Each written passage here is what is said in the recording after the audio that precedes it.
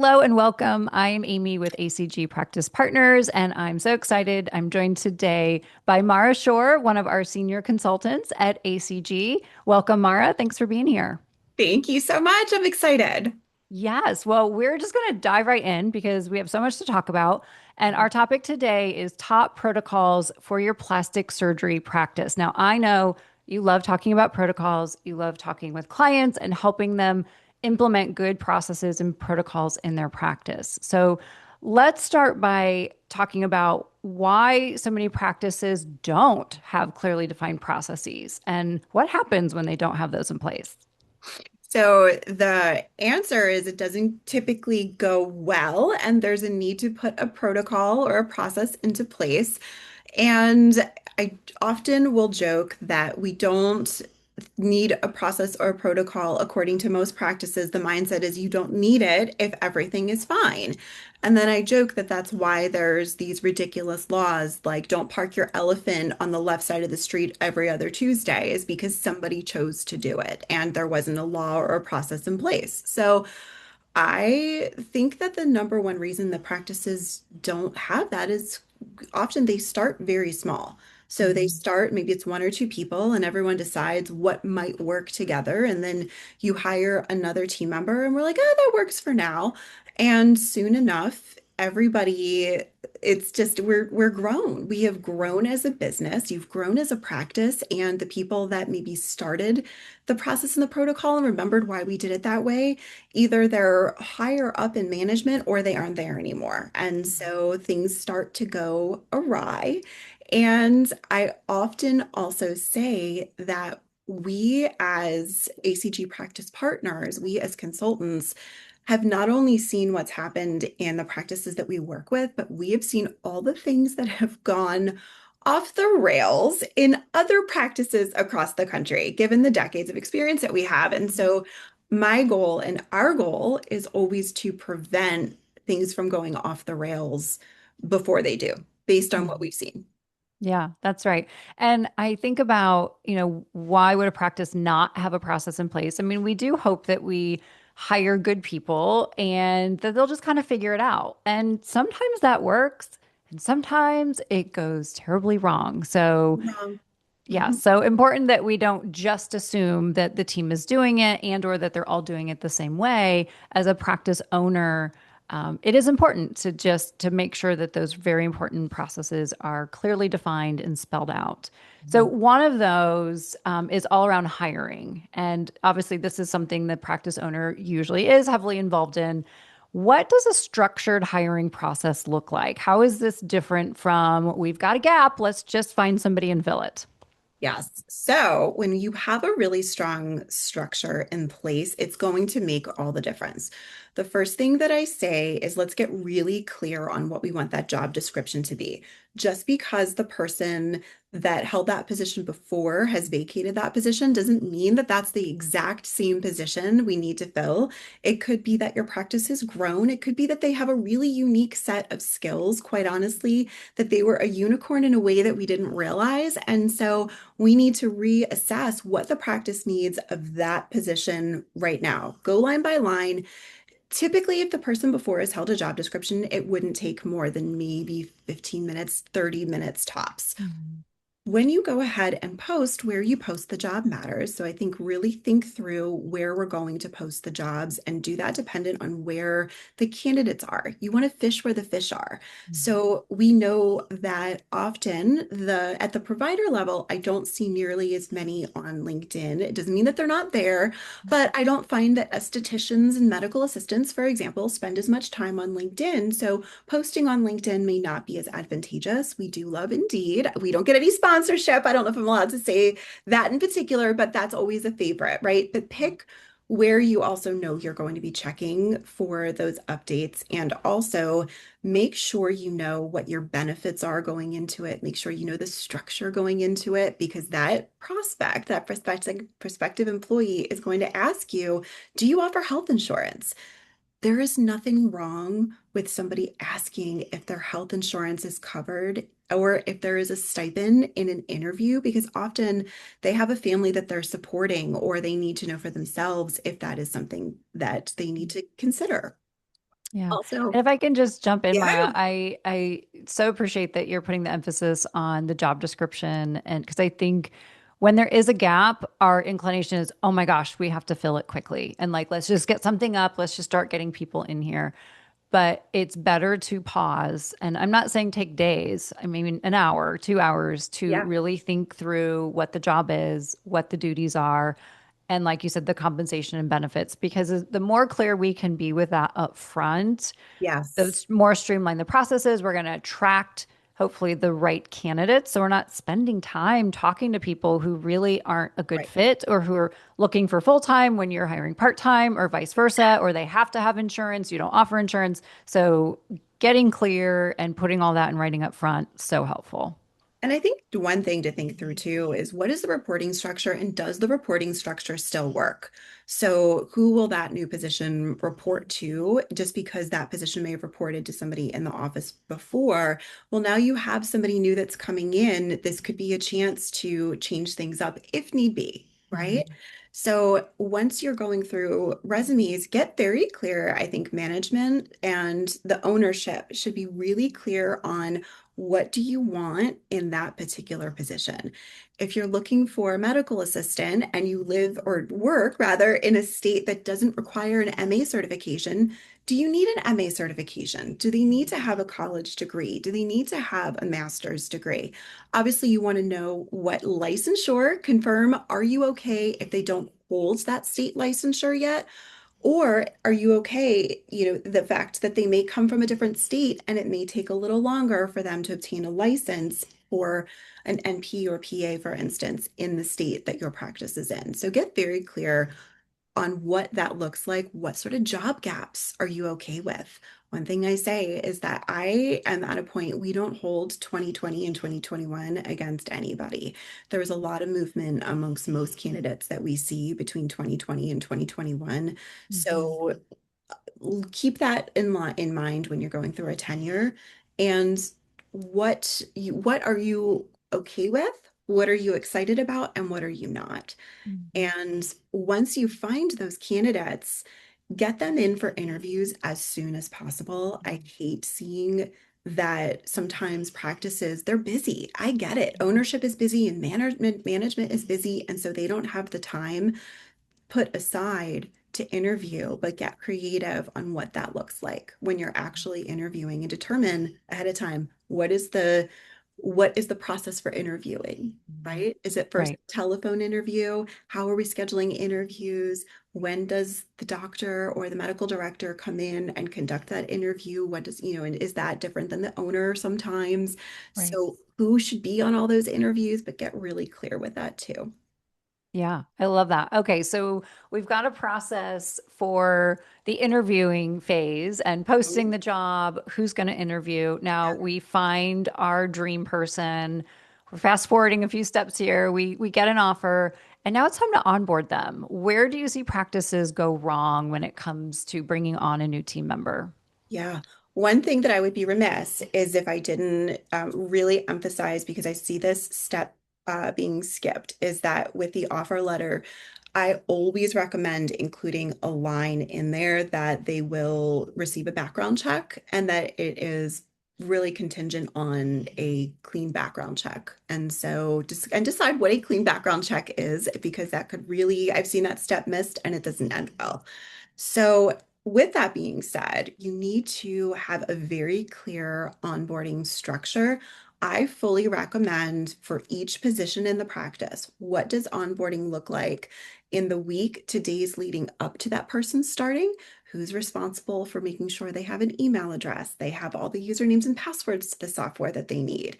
Teed up all the EMR videos that they're supposed to watch. Who's going to take them to lunch the first day, the first week? Who's going to give them the office tour? Who's going to show them where the bathroom is and if they run out of toilet paper? But also, what does their first day, their second or third day, their first week, their first month, what does that all look like? And who is in charge of making sure that each step is met? Because we need to make sure that we don't just bring them in, let them loose, and we don't have that structure in place. Yeah. And I think the very first time you put together an onboarding plan, it might feel like it's time consuming because there's a lot to go over. But once you have a good template in place, it's very easy to update that for the next person. Now, it still needs to be updated. It needs to be customized based on their role, what their duties are, what makes sense each day. But you have the framework. And so putting the time in up front is it's going to be something that helps you in the future as you add more members to the team. Exactly. And honestly, I will fully admit that we are really leaning into AI. If you have your initial template, your framework, also, it can help you brainstorm. These are all the things I need. Make sure you don't use that as the one and only. Make sure you review it and help fill in any gaps. But once you have that template, say, for a medical assistant or a front desk coordinator, the next time you go to hire a position, use that as your framework and let AI know, here's the job description for this position. Here is my previous onboarding template. Help me merge this together. Mhm. It will get you probably 75% of the way there. Don't let that be good enough. You need to get 100% or 99% Mhm. of the way there. Make sure that nothing is missed. And one thing I think often is missed is regular check-ins with the Mhm. practice owner, regular check-ins with both the manager and the medical director, the surgeon, the doctor, when it comes to the progress. So are they progressing? Are they progressing like we would like them to? If not, where are the gaps and what do we need to do? And the gaps are going to be different for every person. Yeah. Yeah. And you're so right, Mara, because if we don't build in that time, we get busy. And before you know it, we're 90 days in. We've not had conversations about what's going well, what's not going well. Frustration can build. I mean, just we see it over and over again. So I couldn't agree more. Just regular in the very beginning, weekly check-ins at a minimum can be spread out over time, but being intentional and putting that on the calendar on day one so that we don't miss them. Yes, I completely agree. I Yeah. completely agree. I think it's a process, and we know we never became professionals and experts in what we do overnight. So know that you're going to have to continue to train that team member, but we can do this. It is definitely possible, but don't skip over those steps or you're going to see those effects later on. hmm Absolutely. Well, now let's shift gears a little bit and talk about a process on the patient side. So, one of the biggest gaps that we tend to see is involved in the leads process. How are we handling leads coming in and following up? So, talk to me a little bit about that. What gaps are you seeing, and what kind of process, or where would a practice start putting a process in place for that? I think one of the biggest gaps is that there isn't a true process, quite honestly. It's that something has been cobbled together based on what the person before them did and the person before them did. And so it's very reactionary. And so when you have a reactionary process, it's going to really reflect that. So we need to think through what that patient experience is at every single step. I also look at how can we lead into the current technology that's available. At the very minimum, we should have a spreadsheet that we're tracking patients. I once have seen a patient or a patient care coordinator that they held up and they had a notebook, like a paper notebook, that they said, "Well, this is how I do it." And there were two of them, and they each had their own notebook. And I said, well, what happens, me being me, thinking through what would happen in my world? And I said, what happens if you spill coffee on it? If you've met me, I spill things all the time. It's why I don't wear white. And I said, what happens? And neither one of them thought that this was funny. And they said, oh, that won't happen. I'm thinking, well, what happens if someone else spills coffee on it? So at the Right. very least, you want to have, I think, a shared Excel spreadsheet or HIPAA compliant. However, that is bare minimum, and I really don't even love that option. Mhm. So we want to be tracking our leads, number one, in a place that all team members within the practice can see it, because if that patient care coordinator does go on vacation, then we need to know somebody else can help follow up with leads, right? So it needs to be somewhere that everyone is able to see it to help really jump in. You need Mhm. to make sure that there are scripts for every single stage. And so what happens When the patient first contacts the practice, what does that script look like at the front desk? When the patient care coordinator has that phone call before they even come in for their consult, which is something that we all very much recommend, what is that script? What information are they looking to gather and why are they looking to gather it? And how do they pivot so that it's a script that doesn't sound like a script? So we want to really make sure that we have all of those components in. And then what does the script sound like, as well as how does that patient care coordinator handle any pushback or not even intentional pushback, but just hesitance or resistance on behalf of the patient when they're actually there in person and or at every single stage. We are so lucky, Amy, that I will say we get to work with some really amazing surgeons. And the surgeons that we work with all believe that if the patient does not want surgery or the patient is not a candidate for surgery, then that patient should not have surgery. So Mhm. it's anything else we can help them figure out. Is it that they're hesitant because they need to get more comfortable with anesthesia? Do we need to talk through options because they may not have someone that is able to take care of them after surgery? Do we need to go through what scheduling options look like? Do we need to talk about patient financing options? Do we need to talk to them where they see more before and after photos when it comes to hesitancy as far as what a scar will look like? And our Mhm. surgeons know what they can do for scars to help scars heal, but the patient doesn't always know that. And so there's all scripts for that. And that's where the benefit of having that playbook is going to come into play instead of just saying, nope, no, I don't think that's going to work. Or Mhm. let me think about it. And then we never contact the patient again. And Mhm. so that's the next step of where I think sometimes patients or practices that aren't really on top of everything are missing the mark because not that it's intentional. I don't think that anyone's patient care coordinator says, I refuse to follow up with a patient ever again as soon as they walk out the door.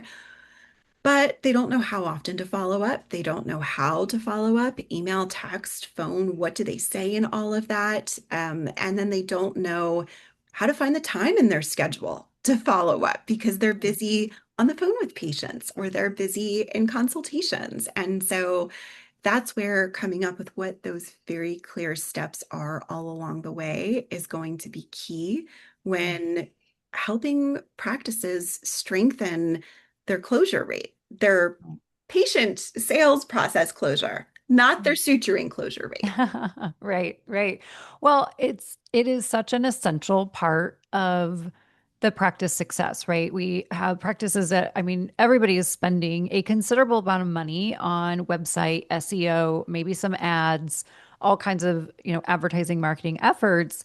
And without a good process to handle those leads when they come in, I hate to say it, it's like flushing money down the drain. Like it just is not worthwhile to dial that up, increase the leads to just fumble them when they come in. And so, and to just assume that our staff know how to do it. I mean, we don't come out of the womb knowing how to do these things. We have to be told, instructed, and trained. And even the best patient care coordinator or concierge that's worked in another practice, I can't assume that they know this is the way I want it done in my practice. So we have a process. We write out the process and we train them on the process. So true. And you and I, Amy, and our whole team, we work really closely with a lot of website companies in our industry. And so there are I would say a great handful that we know and we all refer business back and forth to each other. So this is no secret. I've had this conversation with a number of them before.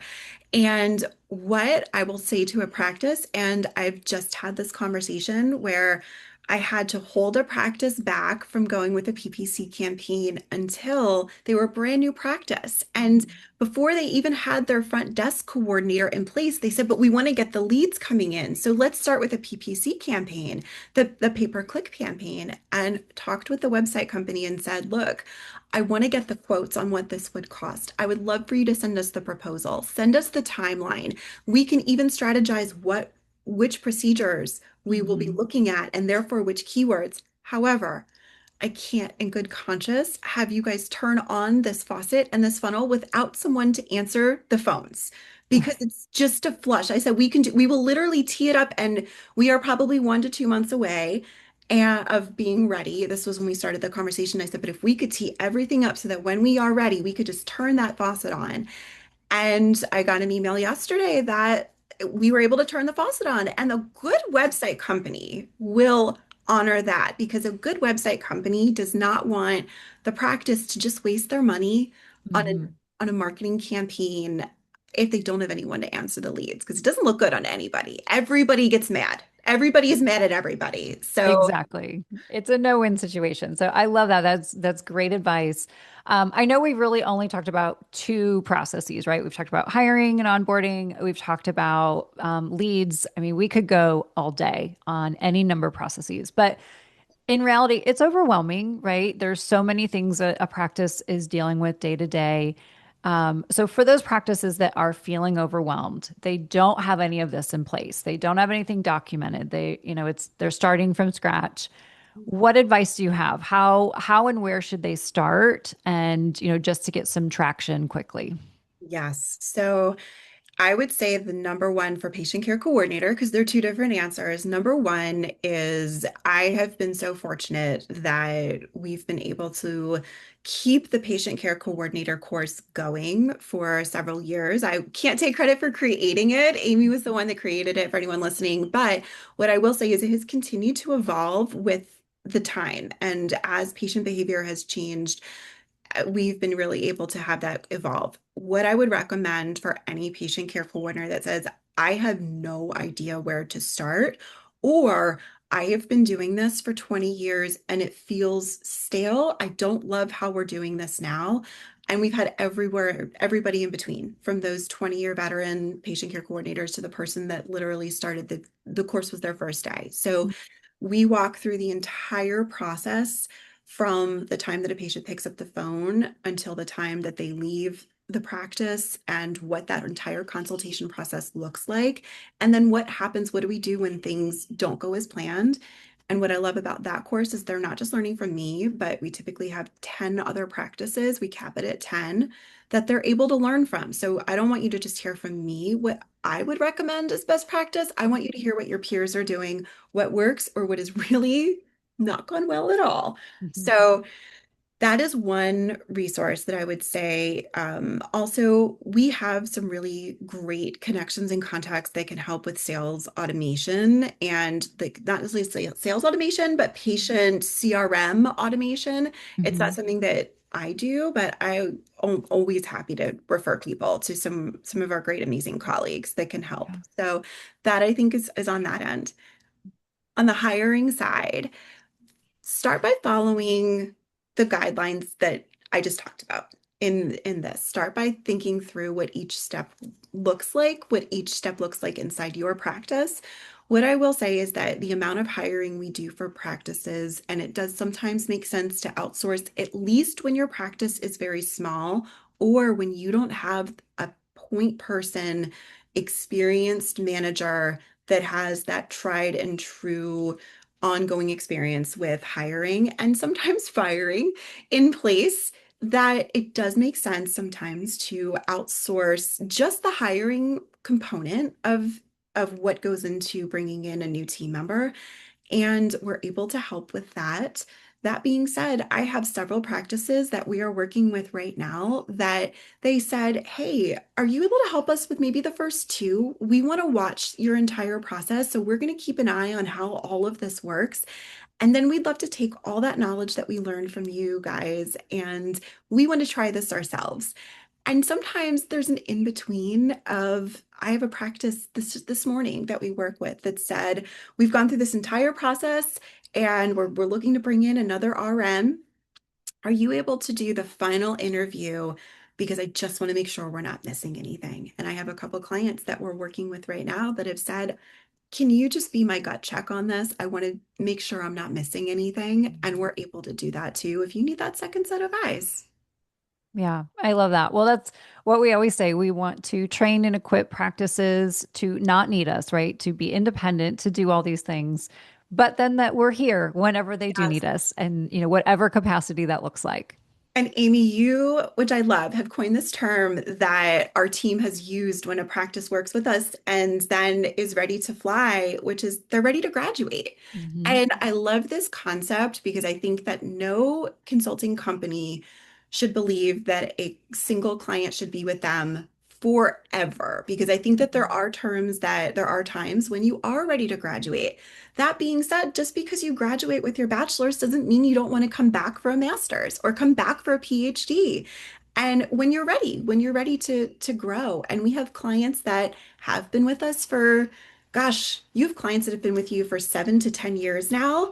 We have Yeah. clients that have been with us since they opened, and the scope of what they're looking for now is so different than when we helped them open.